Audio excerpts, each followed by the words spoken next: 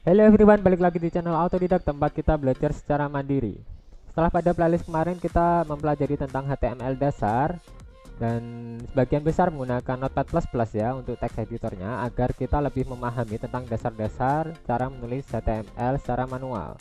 Nah, sekarang saya akan mempelajari suatu hal yang penting dalam perancangan web atau dalam kita membuat web, yaitu tentang CSS dengan menggunakan text editor yang namanya Visual Studio Code. Ini ya, Visual Studio Code. Bagi teman-teman yang belum mempunyai Visual Studio Code, kalau ingin menggunakan yang sama seperti yang saya gunakan, langsung saja cari saja di browser pencarian Anda semua, teman-teman semua, ketik aja Visual Studio Code, kemudian lakukan instalasi di sana.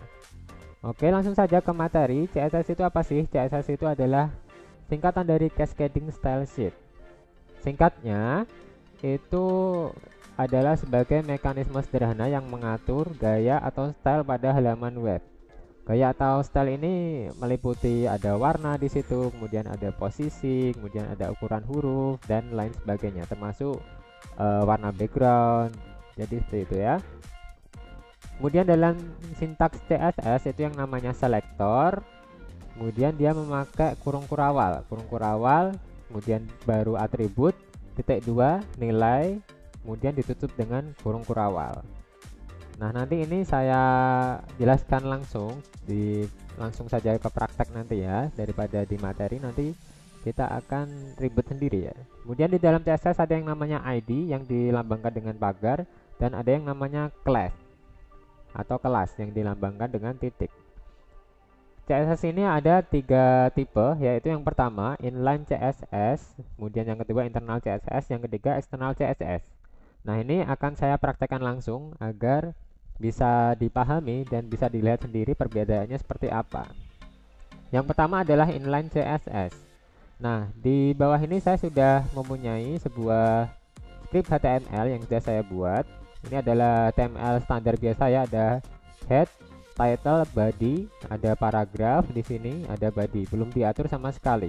Coba saya akan running pada browser ya. Nah, ini adalah tampilan dari HTML yang sudah saya buat tadi. Sekilas tentang perpustakaan USM. Nah, ini paragrafnya. Kemudian saya akan menunjukkan yang pertama, inline CSS. Inline CSS itu langsung pada ini ya, atributnya. Jadi per tag. Misalkan saya akan mengatur sekilas perpustakaan USM ini menjadi center dan mungkin menggunakan background color sama warna. Jadi saya akan tulis langsung di sini style sama dengan text align. Ini adalah berarti posisi teksnya. Titik dua ini center. Kita pakai aja center. Kemudian kalau kita pengaturan lanjutan, kita menggunakan titik koma, baru kita color gitu ya, color. Nah, di VS Studio Code atau Visual Studio Code, VS Code ini, untuk warnanya kita langsung dikasih contoh warnanya di sini ya, tanpa kita harus menghafal secara manual kode warnanya. Misalkan untuk warnanya saya kasih dark red gitu ya, dark red. Oke, seperti itu. Kemudian background color. Background color di sini mungkin saya menggunakan hitam, ada black ya, black. Oke. Oke, langsung saya save dan kita lihat perbedaannya. Nah, jadi seperti itu ya. Background colornya hitam, dia pindah ke tengah karena tidak terlihat. Ini mungkin saya ganti, jangan hitam ini ya. Kalau mau ganti tinggal diklik ini, terus kita pilih warnanya. Nah, kalau di VS Code lebih gampang. Kita save, kita lihat perubahannya. Nah, lebih terlihat ya, warnanya lebih cerah ya, lebih light. Nah, ini dia sudah jadi rata tengah, kemudian warnanya berubah. Nah, itu yang dinamakan inline CSS. Nah, ada juga yang dinamakan internal CSS. Internal CSS itu kita menulisnya, mungkin kita hapus dulu pengaturan yang ini biar terlihat ya bedanya nanti. kita save, kita pastikan dia kembali seperti semula. Nah, kembali seperti semula ya. Oke. Nah, kalau internal CSS itu nulisnya ada di dalam head ya, biasanya di dalam head. Jadi di bawah title ini kita tulis saja style type sama dengan teks atau CSS.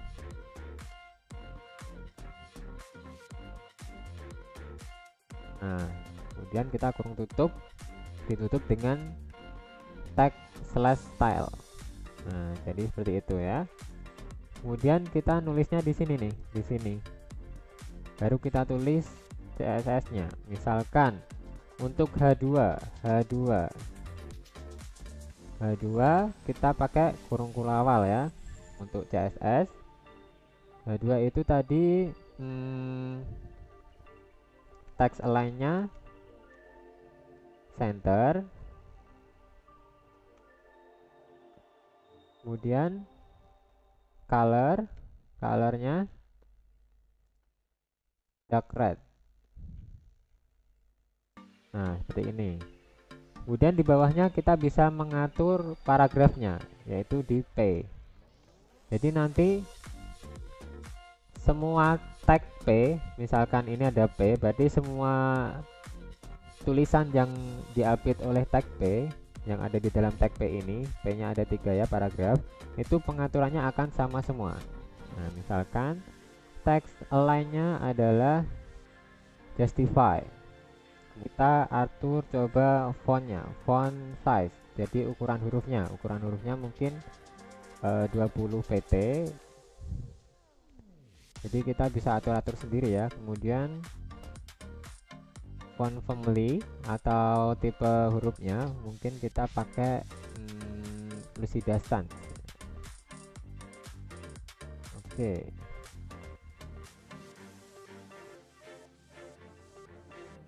Oh, ini banyak sekali Lucida reguler gitu ya. Oke, kita save. Kita lihat perbedaannya.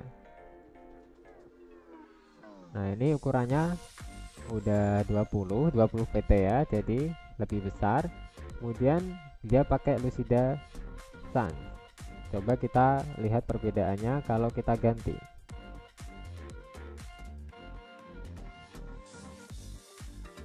Ukuran hurufnya mungkin tidak di setting ya, biasanya default. Kemudian kita ganti ke ukuran huruf 16. Coba.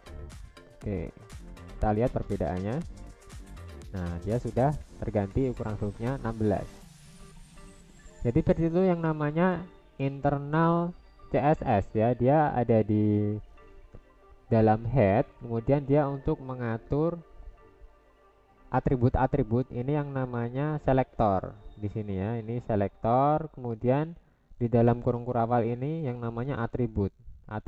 Kemudian titik 2 ini yang namanya nilai. Jadi atribut ini adalah pengaturan, kemudian nilai ini adalah nilai atau hasil yang diharapkan, misalkan center gitu. Seperti itu ya, namanya selektor dan atribut serta nilai. Kemudian saya akan mengasih contoh yang ketiga, yaitu eksternal CSS. Karena eksternal CSS ini yang paling sering digunakan ya. Karena kelemahan dari inline dan internal CSS itu ketika kita mempunyai halaman web yang banyak, artinya kita mempunyai file HTML yang banyak, kita akan menulis satu persatu ya setiap filenya. Beda dengan eksternal. Eksternal itu jadi kita cukup menggunakan satu CSS yang bisa digunakan untuk semua file HTML yang kita punya. Jadi semua halamannya langsung diatur dalam satu pengaturan. Kita hapus dulu di sini stylenya. Nah, untuk CSS yang eksternal, yang pertama kita bikin yang namanya new file ya, file baru.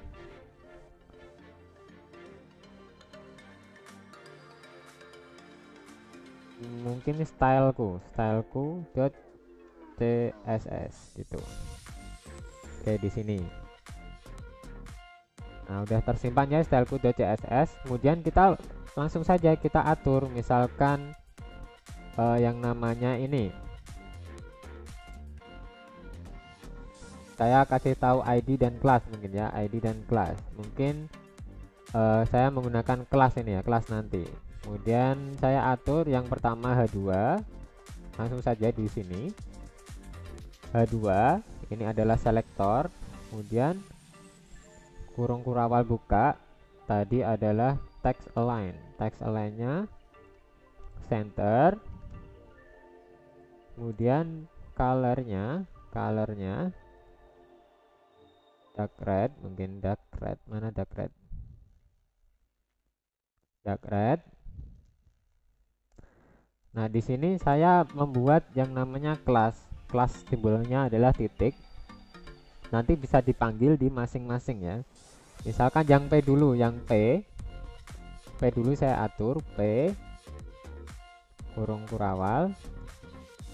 Di situ ada text align juga, text align justify. Oke. Kemudian ukuran huruf font size-nya tadi 16. Oke, mungkin color juga boleh, color. Nanti warnanya adalah pakai warna ini aja, green. Oke. Nah, di sini saya menggunakan kelas, nama kelasnya bebas terserah teman-teman semua. Cuma yang harus dipahami untuk pemberian nama ini yang mudah diingat dan memudahkan teman-teman dalam menulis CSS dan HTML-nya, dan bisa dimengerti oleh teman-teman sendiri. Jadi kalau nulis sendiri nggak bingung sendiri gitu.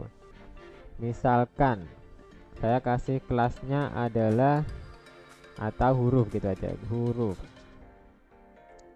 Nah, di sini kita gunakan kurung kurawal, langsung kita pakai font family. Font family kita kasih aja hurufnya apa. Misalkan hurufnya adalah impact gitu, impact. Nah, sini baru kita save. Nah, sudah kita atur semua ya di H2 P. Kemudian nanti saya akan memanggil yang namanya kelas huruf nanti di sini. Oke, kita cara nulisnya sama di dalam head setelah title ya. Kita tulis link rel sama dengan style sheet, kemudian type-nya text strip CSS. Baru yang terakhir yang namanya href. Ini adalah cara memanggil file CSS yang sudah kita buat tadi, yang bernama styleku tadi, untuk dilinkkan ke file HTML yang salayang padang ini, file HTML yang sedang kita kerjakan. Nah, href sama dengan, tinggal pilih aja styleku.css, baru kurung tutup. Seperti itu, kita save. Kita sebelum menggunakan kelas, kita coba running dulu di browser seperti apa. Nah, jadi seperti ini ya, warnanya green. Kemudian seperti pengaturan tadi, ini adalah di tengah, ini justify dan green. Cuman ukuran huruf yang impact nanti saya akan ingin menggunakannya di paragraf kedua. Jadi paragraf kedua ini jenis hurufnya, kok ukuran huruf ya, jadi belibet ya.